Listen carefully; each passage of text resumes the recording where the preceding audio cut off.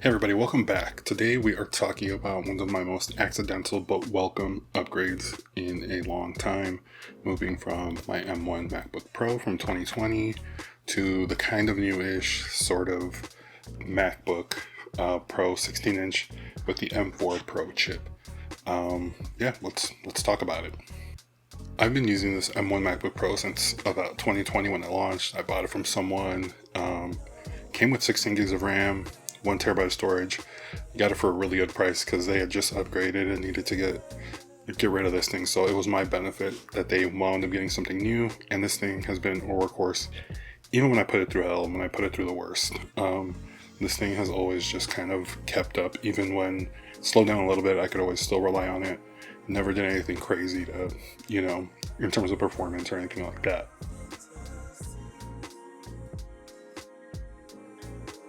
I'll be honest, even before I accidentally cracked the screen on this thing, I had already been looking at the M4 Pro lineup, and I was already interested because the jumps were becoming bigger and bigger in terms of performance. And so as a creator, as someone who's having projects get bigger and bigger, especially with editing and raw file size, I just wanted to check it out and see if it was worth it. And so I don't know if it was like divine timing. I don't feel that way. I didn't want my screen cracked, and I did not want that to happen. But, it was time to upgrade, and it kind of just forced my hand a little bit. So now we're going to talk about the M4 Pro, MacBook Pro, 16-inch, which, if I already like this, then you can imagine that I'm going to be super hype about the new upgrade. So why upgrade? Well, one reason was the aforementioned, my MacBook screen had cracked. It's completely gone, non-functioning. I have my theories about what happened. I might have accidentally left a big lens kind of laying on top of it. I'm still not 100% sure. I don't remember exactly, but I was still obviously very high on this MacBook and how it was performing, and it was, I had another machine, my Mac Mini, and that could take care of anything that this computer could not. And so, it was getting a little long in the tooth, and in that way, I was thinking about upgrading, but I was just waiting to see the new Macs come out, the M5s, M5 Pro maybe. And so, this kind of forced my hand a little bit, but it was still something that I was already looking into as my projects had been getting heavier, and I just needed a little more power in my computer. I was starting to see a little bit of some power limitations if I was editing 4K footage, 4K 120. In Premiere would tend to slow down a little bit. It wasn't anything crazy that I couldn't control, but I would say those little things, especially my main photography camera. It is the R5C, and those are 45 megapixel raw files. And there would be some moments where it was really slowing down, really pushing the thermal and the fans. And so, I was like, okay, maybe it's time to get something with a little bit more RAM, a little bit more power. And so those things have been on my mind for some time with my M1 MacBook Pro. Now, if you follow MacBooks, you know that the design hasn't changed all that much. It's still the similar kind of body. Going from a 13-inch to a 16-inch is kind of a big difference, as you can see here. Not only this, but the 16-inch is so much heavier. It's kind of crazy. You don't realize how much heavier it is until it's in your hand and you're carrying it around. You're like, okay, 1, now I need a bigger backpack. 2, this is hefty. But I will say, the extra screen real estate is super nice, especially obviously for creative tasks, video editing. It's nice to just be able to, if I need a bigger preview or if I need to change the panels up a little bit, this has been a huge help, and I really love that about this screen. And having more space to work from on a creative project obviously makes a huge difference. There are some other differences that I really love too, and one of them is the screen. So 120 hertz ProMotion looks amazing. The speakers sound incredible on here, and having the space black finish, so good. I love just having a different color MacBook from the same silver one that we saw all the time. I do love that about this MacBook as well. It makes it a little bit more unique, I think. And I am someone that tends to do some remote editing, so having a brighter screen outside is going to be a huge help. Haven't had to do it recently, but I imagine as I'm outdoors or if I'm at a bright coffee shop, that brighter screen is going to be a huge difference for me. And just being able to not being oh my gosh, the screen feels a little dark when I'm out in a bright space. And so I'm looking forward to that. adjustment or that coming into play a little bit more as I'm doing some remote editing. Now, obviously, another really important topic is performance. I think all of us creatives that buy Apple products or MacBooks, we're just like really interested in how they perform because they are getting faster and more efficient. They claim like a 40% increase over, and I don't know about all that. For me, I like to just be able to test it for myself in the real world and see how it works for me. And I will tell you that this thing is a beast. It is super fast.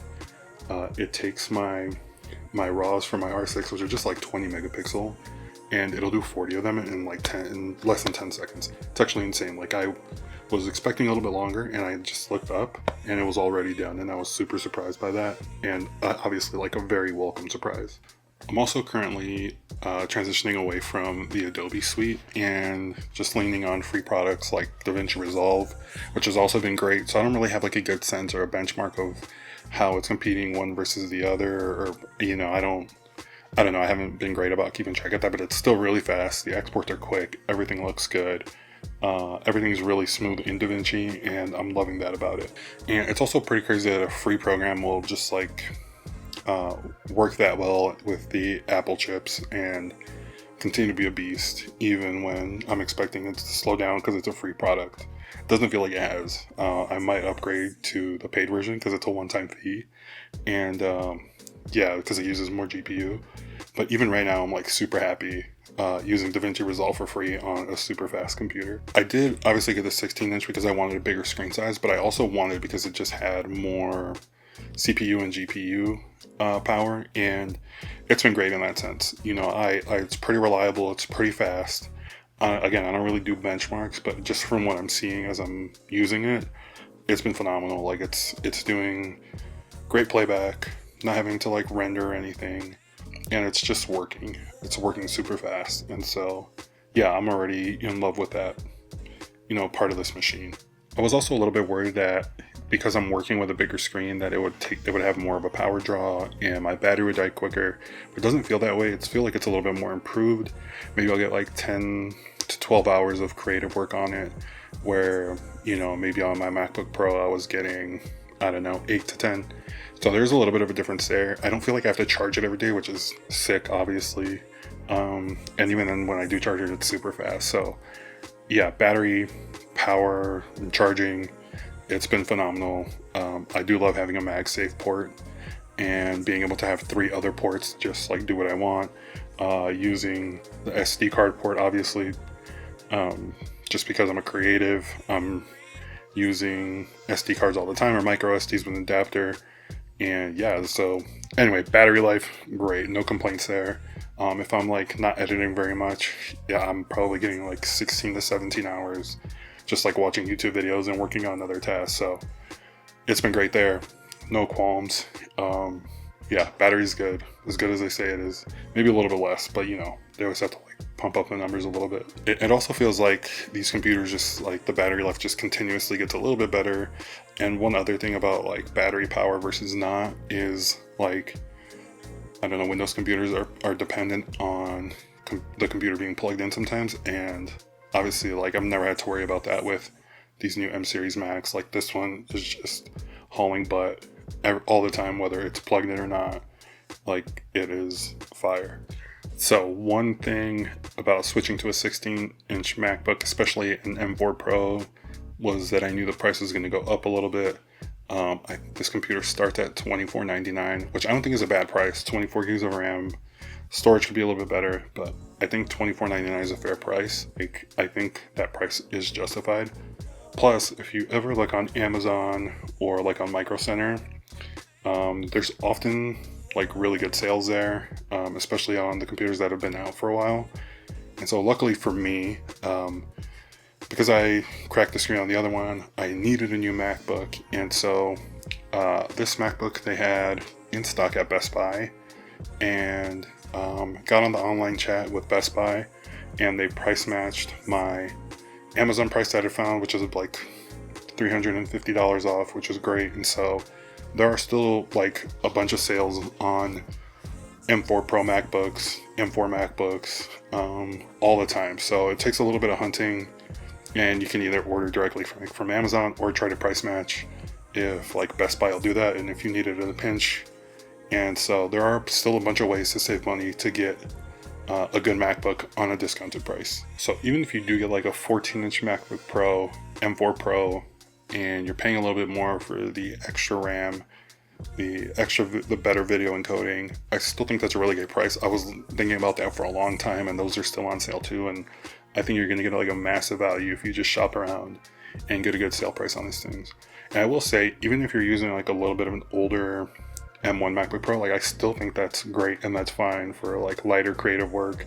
Maybe you're just like working on Canva, stuff like that. Like that computer's gonna hold up for such a long time. Like it's still such a really good computer, especially if you bump up the RAM and the storage. Like you're just gonna be able to make that last for a good amount of time. There is a rumor of like a 12-inch MacBook or something similar coming back with like an iPhone chip.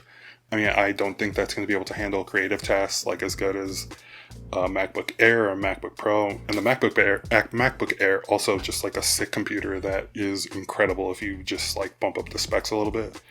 But that's also another option just for like light creative work, really light creative work. Maybe you're just editing phone photos or phone video. Like that thing's going to be able to hold up really, really well, I think. So after a couple of weeks with this MacBook Pro with the M4 Pro chip in it, and it being 16 inches, I can honestly say I know this computer is going to last me at least another 5 years, and that the extra pricing for the little upgrades that I wanted, like the screen size and the GPU and CPU jump, are honestly worth it. And I know they're going to be maybe not future proof, but they're going to be incredibly valuable down the road, and I know this computer will last a really long time for me. I mean, honestly, it's fast. Between that and the ports, which was something that I already had on my mind, and the display, like it's going to be hard to use anything else. I edit on an M4 Mac Mini right now, and that's super fast, but there's 60 hertz displays. This ProMotion display, it's a sick jump. It looks beautiful, it's crispy, especially on something that's portable and lasts me like almost a dozen hours on a single charge of battery. But if the M1 MacBook Pro still meets your needs, don't feel FOMO about not having one of these. I don't have FOMO about not getting the M5. Like this is a great computer. Now, if you were looking at an M1 MacBook Air or MacBook Pro and you could spec it up to 24 gigs of RAM or 36 or 32 or whatever amount of RAM, like that's going to be an incredible computer at an incredible value. Or if you're getting M2 or M2 Pro, any of that, like that computer is going to last you such a long time. Just, I would say if you can find one with a little bit of a spec bump, that's going to be awesome for you. If you found this breakdown helpful, let me know in the comments, like it, share it, leave a comment if you have any questions or if I can do something to help sell you on it or talk you out of it depending on what you're looking for. Just let me know. Like, are you thinking about upgrading your MacBook? Do you think I dropped the ball by not going with M5, like a baseline one, and just like seeing what that thing can do or upgrading a little bit? Let me know. I'm like interested in hearing what everyone else is like trying to do with their computer work. Also, let me know if you think the 16-inch is like too huge. Like this is a massive computer. It's kind of insane. Like it is substantial. But I do like that it's going to be a little more durable. That's why I have the case on it. I'm a little scared now that I cracked the screen on the other one. I have a feeling that this one's going to be a little bit tougher, especially with a plastic case around it. And again, please, if you found this helpful or if you want to talk more or see more review videos of cameras, stuff like that, don't forget to subscribe, send me a message, find me on Instagram, find me on my socials. I'm always like happy to talk gear or equipment. It's one of my favorite things to do. And yeah, if you stuck around this long, I really hope you found this video helpful. See ya.